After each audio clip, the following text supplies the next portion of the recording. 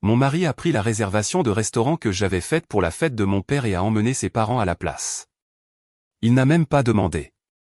Il a juste envoyé un texto à 16 h le jour du dîner, ma famille le mérite plus.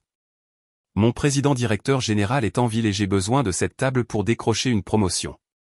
Ton père a sa place dans un pub miteux de toute façon. Il y serait plus à l'aise. J'ai lu le message 2 fois. Mes mains n'ont pas tremblé. Mon cœur ne s'est pas emballé. Il y a juste eu un calme soudain et absolu dans ma poitrine, comme une lourde porte qui claque dans une pièce vide. Il ne demandait pas la réservation, il avait déjà appelé le restaurant et changé le nom sur la réservation. Il pensait avoir gagné.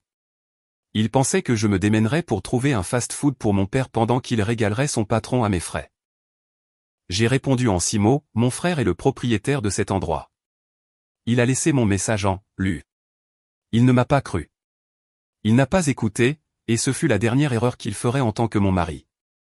Laissez un commentaire et dites-moi d'où vous écoutez et quelle heure il est chez vous en ce moment. Je vous souhaite également à tous une année 2026 heureuse, saine et pleine de force. S'il vous plaît, montrez votre soutien à la chaîne pour que nous puissions continuer à vous apporter ces histoires. J'adorerais avoir de vos nouvelles. Mon père, Michel, a passé 40 ans avec de la graisse gravée en permanence dans ses empreintes digitales. C'était un mécanicien, le genre d'homme qui pouvait diagnostiquer une transmission en fin de vie juste en écoutant le ronronnement du moteur. Il n'avait pas de portfolio ni de profil LinkedIn. Il avait des mains calleuses, un atelier qui sentait l'huile et la menthe poivrée, et une colonne vertébrale en acier. Il m'a élevé seul après le départ de maman, faisant des doubles journées pour s'assurer que j'ai des manuels scolaires et un appareil dentaire. Il ne s'est jamais plaint.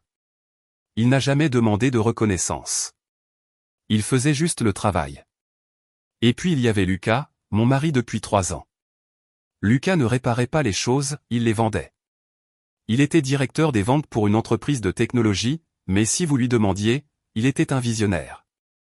Il était obsédé par les apparences du succès. Il repassait ses jeans. Il louait une voiture qui coûtait plus cher que ma première année de frais de scolarité juste pour pouvoir la garer au premier rang. Il traitait la vie comme une performance artistique où le public était toute personne qu'il pensait pouvoir lui donner une promotion. Le contraste entre les 2 hommes de ma vie n'était pas seulement saisissant, il était violent. Quand mon père venait dîner, il se frottait les mains avec un nettoyant puissant 3 fois avant de toucher quoi que ce soit dans notre salon impeccable au ton de gris. Il s'asseyait sur le bord du canapé, de peur de froisser le tissu. Lucas le regardait avec ce sourire crispé et poli qui n'atteignait pas ses yeux. C'était un regard de tolérance, celui que l'on porte à un chien errant que quelqu'un d'autre a ramené à l'intérieur. Lucas ne me l'a jamais dit en face au début, mais je le sentais. Il méprisait mon père. Il méprisait la graisse, l'accent populaire, la façon dont papa réparait un robinet qui fuyait au lieu d'engager un plombier. Pour Lucas, mon père représentait tout ce qu'il avait peur de devenir, invisible. Et rien ne représentait mieux la visibilité pour Lucas que l'encre dorée. Il se trouvait sur le front de mer de Marseille, une forteresse de verre et d'acajou. Ce n'était pas juste un restaurant de grillades, c'était un gardien. On ne pouvait pas simplement réserver une table sur une application. Il fallait connaître quelqu'un. Il y avait une liste d'attente de 6 mois pour le grand public, mais les vrais acteurs influents, les présidents directeurs généraux, les sénateurs, les familles de la vieille fortune entraient sans problème. Lucas en était obsédé. Il parlait de l'encre dorée comme les hommes religieux parlent des cathédrales. Il consultait leur Instagram tous les jours. Il essayait de réseauter avec des directeurs adjoints juste pour mettre un pied dans la porte. Pour lui, manger là-bas n'était pas une question de nourriture. C'était une question de validation. C'était la preuve qu'il avait gravi les échelons, qu'il faisait partie de l'élite, qu'il n'était pas juste un vendeur de banlieue prétendant être un loup de la finance. Pour le 65e anniversaire de mon père, je voulais lui offrir quelque chose qu'il ne s'achèterait jamais. Je voulais qu'il soit traité comme un roi. Je voulais qu'il s'assoie près de la fenêtre, regarde le port et mange un steak qui coûtait plus cher qu'un changement de plaquette de frein. Alors, j'ai obtenu une réservation. Lucas ne savait pas comment j'avais fait. Il savait juste que je l'avais. Et dès l'instant où je lui ai dit que j'avais une table pour 4 à 19 h le samedi soir, j'ai vu la faim dans ses yeux. Il n'a pas vu une célébration d'anniversaire pour un mécanicien. Il a vu un atout. Il a vu une opportunité. Et comme tout le reste dans ma vie, il a décidé que c'était trop beau pour être gaspillé pour ma famille. Nous vivions dans la maison d'amis derrière le domaine de ses parents. Sur le papier, cela ressemblait à de la générosité. Lucas disait à tout le monde que nous économisions pour une « maison pour la vie » en restant chez Sylvie et Jean-Pierre. En réalité, je n'étais pas une locataire, j'étais une gestionnaire de patrimoine résidente avec un chéquier. La dynamique était subtile au début, une course à l'épicerie par-ci, une facture de service public par-là. Mais ensuite est venue la rénovation. Il y a 3 mois, Lucas est entré dans notre petit salon avec une pile de devis d'entrepreneurs. Il les a jetés sur la table basse comme s'il distribuait une main gagnante au poker. « Maman veut refaire la salle de bain principale de la maison d'amis », dit-il en desserrant sa cravate. Carrelage italien importé, plancher chauffant, une douche à effet puits. Ça va être incroyable. J'ai regardé le total. 11 000 €. C'est bien pour eux, dis-je en retournant à mon ordinateur portable. J'espère qu'ils en profiteront. Lucas a ri, un son sec et sans humour. Non, Chloé. Nous payons pour ça. Ou plutôt, tu paies. Ma prime n'arrive pas avant le trimestre prochain, et l'entrepreneur a besoin de la compte maintenant. J'ai arrêté de taper. Pardon ? C'est un investissement, dit-il, sa voix prenant ce ton condescendant qu'il utilisait pour expliquer des concepts simples à un enfant. Nous vivons ici sans loyer. Cela augmente la valeur de la propriété. C'est une plus-value. De plus, après tout ce que mes parents ont fait pour toi, t'accueillir, passer outre tes origines. C'est le moins que tu puisses faire. La voilà. L'accroche. Pendant des années, j'avais porté ce que j'appelle maintenant la chaîne invisible du survivant.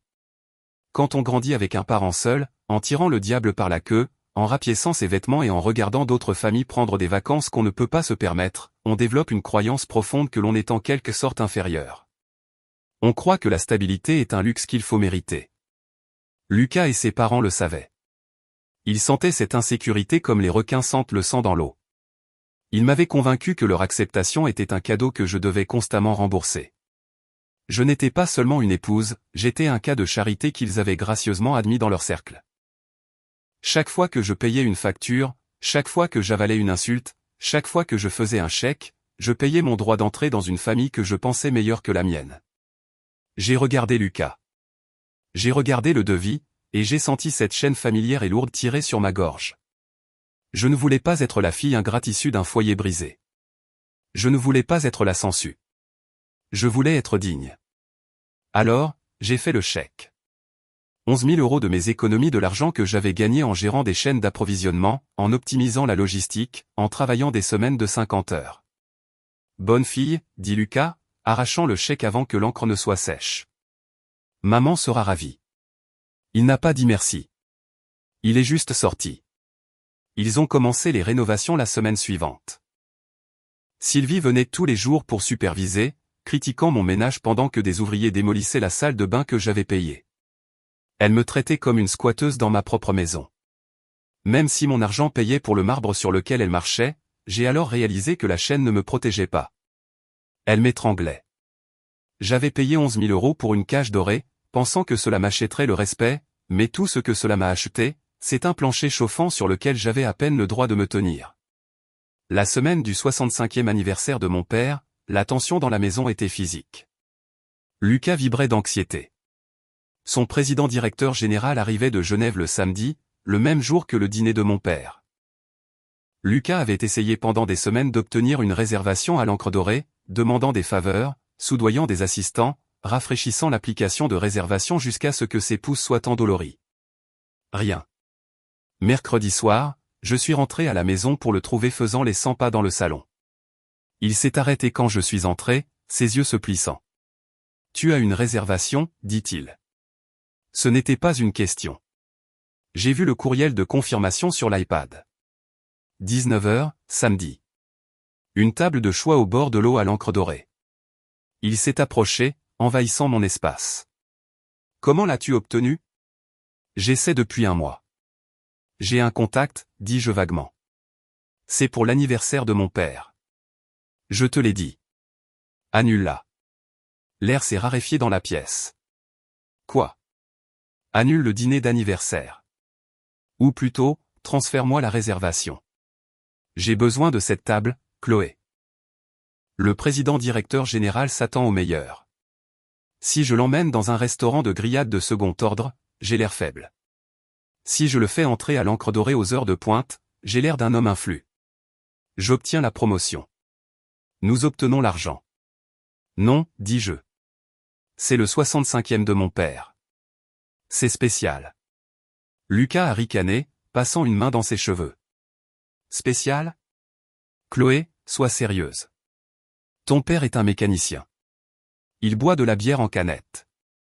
Il ne connaît pas la différence entre une entrecôte maturée à sec et un steak de supermarché. Il sera mal à l'aise là-bas. Il me mettra dans l'embarras juste par sa simple présence dans cet endroit.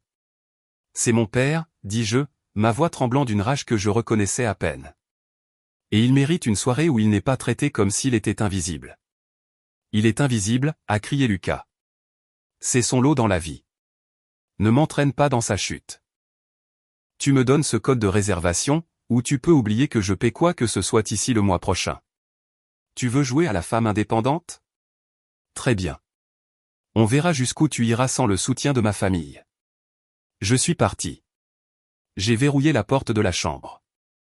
Je ne lui ai pas donné le code. Mais je l'ai sous-estimé.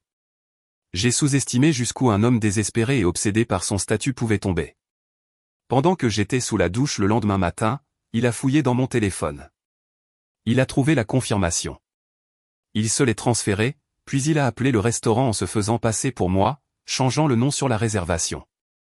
Je ne l'ai découvert que le samedi après-midi à 16h, lorsque ce texto est arrivé, celui me disant que mon père avait sa place dans un pub miteux. Il pensait m'avoir déjoué. Il pensait avoir volé le joyau de la couronne du week-end. Il ne savait pas qu'il n'avait pas seulement volé une table. Il était tombé directement dans un piège qui l'attendait depuis des années. Samedi soir est arrivé, enveloppé dans une brume fraîche de Marseille. Je suis allé chercher mon père dans ma propre voiture. Il portait son unique beau costume, un vêtement gris anthracite qu'il avait acheté pour les funérailles de ma mère 10 ans plus tôt. Il était un peu serré aux épaules, mais il avait ciré ses chaussures jusqu'à ce qu'elles reflètent les lampadaires. Il avait l'air nerveux. Il avait l'air fier. Il ressemblait à un homme qui faisait de son mieux pour s'intégrer dans un monde qui ne lui avait jamais fait de place. « Tu es sûr de ça, ma puce ?» demanda-t-il alors que nous nous arrêtions devant le service de voiturier. « Cet endroit a l'air cher. On devrait peut-être juste prendre un hamburger. »« Pas de hamburger ce soir, papa, dis-je en lui serrant la main. Ce soir, tu manges comme un roi. » Nous sommes entrés dans l'Ancre Dorée. Le hall était une cathédrale de marbre et de feuilles d'or. L'air sentait le parfum cher et le bœuf vieilli. Le maître d'hôtel a levé les yeux, son visage professionnel et impassible. « Réservation pour Chloé, dis-je clairement. » Il a tapoté son écran, a froncé les sourcils, puis a tapoté à nouveau. « Je vois la réservation, madame. Mais il semble que votre groupe soit déjà installé. Table 4, près de l'eau. »« Je vois, dis-je. » Ma voix était calme. Trop calme. « Merci. » J'ai conduit mon père dans la salle à manger principale. C'était bondé. Le bourdonnement des conversations était bas et raffiné. Et là, dans la meilleure banquette d'angle surplombant le port, ma banquette, était assis Lucas. Il riait de quelque chose que le président directeur général disait, se penchant avec cette énergie désespérée de vouloir plaire. Sylvie et Jean-Pierre étaient là aussi, buvant un vin qui, je le savais, coûtait plus cher que le salaire hebdomadaire de mon père. Ils avaient l'air à l'aise. Ils avaient l'air de se sentir en droit. Lucas nous a vus le premier. Son sourire a vacillé, puis s'est durci en un regard furieux. Il s'est levé et nous a interceptés avant que nous puissions atteindre la table, me barrant le chemin comme un videur. « Qu'est-ce que tu fais ici ?» siffla-t-il, sa voix basse mais venimeuse. « Tu as volé ma réservation, Lucas, dis-je, assez fort pour que les tables voisines entendent. »« Je l'ai réaffecté, corrigea-t-il, jetant un regard nerveux à son patron. « Regarde ton père, Chloé. Regarde son costume. Il n'a pas sa place ici. On dirait qu'il est là pour réparer la plomberie, pas pour manger. Emmène-le dans un restaurant où il sera à l'aise. Va-t'en. » Mon père s'est un peu tassé, ses yeux tombant au sol. « Non, dis-je. Nous n'allons nulle part. » Lucas m'a attrapé le bras. « Tu fais une scène. Par maintenant, ou je jure devant Dieu que tu n'auras pas de maison où rentrer ce soir. C'était le moment. Le point de rupture. Je me suis dégagé de son emprise. Je n'ai pas regardé Lucas. J'ai regardé au-delà de lui, vers les portes de la cuisine. J'ai levé la main, non pas pour saluer, mais comme un signal. Les portes battantes se sont ouvertes. La salle à manger est devenue silencieuse. Christophe est sorti. Il ne portait pas d'uniforme de serveur. Il portait une tenue de chef d'un blanc immaculé, son nom brodé sur la poitrine. Il ne marchait pas, il avançait à grandes enjambées. Le personnel a cessé ce qu'il faisait et s'est mis au garde à vous. Le maître d'hôtel a légèrement incliné la tête. Il est passé juste devant Lucas sans même le regarder. Il s'est approché directement de mon père. « Joyeux anniversaire, papa » dit Christophe, sa voix résonnant dans la pièce silencieuse. Il l'a serré dans ses bras, ignorant les taches de graisse qui auraient pu être sur les mains de papa, ignorant le costume bon marché. Puis il s'est tourné lentement, délibérément. Il a regardé Lucas, qui se tenait là, la bouche ouverte, pâle comme un linge. Il a regardé le président-directeur général, qui le fixait avec confusion. Il a regardé Sylvie et Jean-Pierre, qui étaient figés au milieu d'une gorgée. « Je crois, » dit Christophe, sa voix glaciale et forte, « que vous êtes assis à la table de mon père. » Pendant quelques secondes, le seul son dans la pièce était le cliquetis des couverts provenant des tables éloignées. Le président-directeur général, un homme nommé Monsieur Garnier, connu pour son impitoyabilité dans la salle du conseil, a regardé Christophe puis Lucas, les sourcils levés en une interrogation silencieuse. Lucas a cligné des yeux, son cerveau connaissant clairement des ratés alors qu'il tentait de réécrire la réalité à la volée. Il s'est levé, lissant sa veste, un sourire frénétique et artificiel plaqué sur son visage. « Christophe » s'exclama-t-il, la voix légèrement craquante. « Je ne savais pas que tu travaillais ce soir. » Monsieur Garnier, voici. Eh bien, voici le frère de Chloé. On se connaît depuis longtemps. En fait, j'ai organisé tout ça comme une surprise. Il m'a regardé, les yeux grands et suppliants, me priant de jouer le jeu, n'est-ce pas, Chloé? Une surprise pour ton père. Arrête tes conneries, Lucas, dit Christophe. Il n'a pas élevé la voix. Il n'en avait pas besoin. L'autorité émanait de lui comme de la chaleur. Christophe a claqué des doigts. Un serveur est apparu instantanément, plaçant un plateau en argent sur la table juste en face du président-directeur général. Dessus se trouvait une seule feuille de papier épais de couleur crème. « Qu'est-ce que c'est » demanda Lucas, son sourire vacillant. « L'addition ? Nous n'avons même pas commandé. »« Oh, ce n'est pas pour la nourriture, » dit Christophe, son regard fixé sur Lucas. « Garnier, mon beau-frère ici présent aime jouer le rôle du riche pourvoyeur. Il parle beaucoup de statut et de succès, mais la vérité est qu'il finance son style de vie et celui de ses parents sur le dos de ma sœur depuis 3 ans. » Monsieur Garnier a pris le papier. Il a ajusté ses lunettes et a commencé à lire. « Carrelage en marbre italien, 3700 €, récita Christophe de mémoire, sa voix tranchant l'air. Système de plancher chauffant, 2800 €. Meubles lavabo et robinetterie sur mesure, 2300 €. Paiement mensuel de et gratitude et déguisé en facture de service public, 2300 €. Christophe se pencha, posant ses mains sur la table. Total volé à ma sœur pour rénover une maison dont elle n'est pas propriétaire, 11 000 €, payé en totalité par Chloé. Solde restant sur le compte en banque de Lucas, 0. Sylvie a eu un hoquet, serrant ses perles. Jean-Pierre a baissé les yeux sur son verre de vin. Lucas est devenu violet. C'était le moment que les psychologues appellent une blessure narcissique. Ce n'était pas seulement de l'embarras, c'était un anéantissement psychologique. Son identité entière, le dirigeant à succès, le pourvoyeur, l'homme supérieur au prolétaire, était en train d'être détruite devant la seule personne qu'il avait besoin d'impressionner. Il n'a pas pleuré. Il ne s'est pas excusé. Il a explosé. « Tu m'as piégé » hurla Lucas en frappant la table de sa main. La salle à manger est devenue complètement silencieuse. « Tu as planifié ça. Tu m'as laissé venir ici. Tu m'as laissé amener mon patron juste pour m'humilier. » Il s'est tourné vers moi, son doigt pointé sur mon visage, tremblant de rage. « Menteuse. Tu m'as dit que ton frère était cuisinier. Tu as caché ça. Tu as caché son argent. Tu m'as piégé pour que j'aie l'air stupide. Je n'ai rien caché, Lucas, dis-je, ma voix calme et froide. Tu n'as jamais demandé. Tu étais trop occupé à te moquer du travail de mon père pour réaliser que son fils a bâti un empire. C'est une fraudeuse, a crié Lucas au président-directeur général, désespéré de contrôler le récit. Elle m'a manipulé. Elle m'a laissé payer pour. Elle m'a laissé penser. Elle t'a laissé penser que tu étais un grand homme, a terminé Christophe pour lui. Mais nous savons tous qui a vraiment payé pour ce costume que tu portes. Monsieur Garnier a posé le papier. Il a regardé Lucas avec une expression de dégoût pur et sans filtre. Ce n'était pas de la colère, c'était le regard que l'on porte à quelque chose de désagréable collé sous une chaussure. Lucas, dit monsieur Garnier doucement, asseyez-vous. Vous faites une scène. Mais monsieur, J'ai dit, asseyez-vous. Lucas s'est effondré sur sa chaise, respirant fort, ses yeux balayant la pièce, cherchant une sortie qui n'existait pas. L'illusion avait disparu. Le Golden Boy avait disparu. Il ne restait plus qu'un petit homme en colère assis à une table qu'il ne pouvait pas se permettre, entouré des personnes qu'il avait tenté d'effacer. Monsieur Garnier s'est levé, boutonnant sa veste avec une finalité qui a résonné plus fort que n'importe quel cri.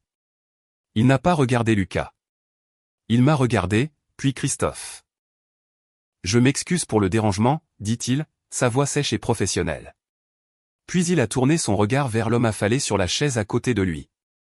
Lucas, ne vous donnez pas la peine de venir au bureau lundi. Vous êtes suspendu indéfiniment en attendant un audit interne complet de vos dépenses. Si vous traitez votre famille de cette manière, je ne peux qu'imaginer ce que vous faites avec les comptes de mon entreprise. Mais la promotion, a murmuré Lucas, sa voix petite et brisée. La promotion est pour un leader, a dit monsieur Garnier en s'éloignant. Pas pour une sangsue. Sylvie et Jean-Pierre sont restés assis dans un silence stupéfait, leur verre de vin intact.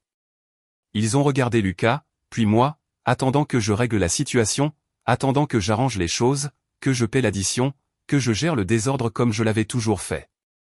Mais la banque de Chloé était fermée. J'ai retiré mon alliance. Ce n'était pas un diamant, c'était un simple anneau que Lucas avait acheté pendant ses années de vache maigre, promettant de l'améliorer plus tard. Il ne l'a jamais fait. Je l'ai placé sur le plateau en argent, juste au-dessus de la facture détaillée que Christophe avait imprimée. Chloé, croassa Lucas, tendant la main vers la mienne. Ne fais pas ça. On peut arranger ça. J'étais juste. J'étais sous pression. Tu n'étais pas sous pression, Lucas. Tu vivais dans l'illusion que j'étais un accessoire dans ta vie au lieu d'une partenaire. Je l'ai regardé, vraiment regardé, et j'ai réalisé que je ne ressentais rien. La colère avait disparu. La blessure avait disparu. Il n'y avait que la clarté d'un bilan qui avait finalement été remis à zéro. Les rénovations, dis-je en montrant le papier, le carrelage, les planchers chauffants, le meuble lavabo. Considère ça comme mon cadeau de départ.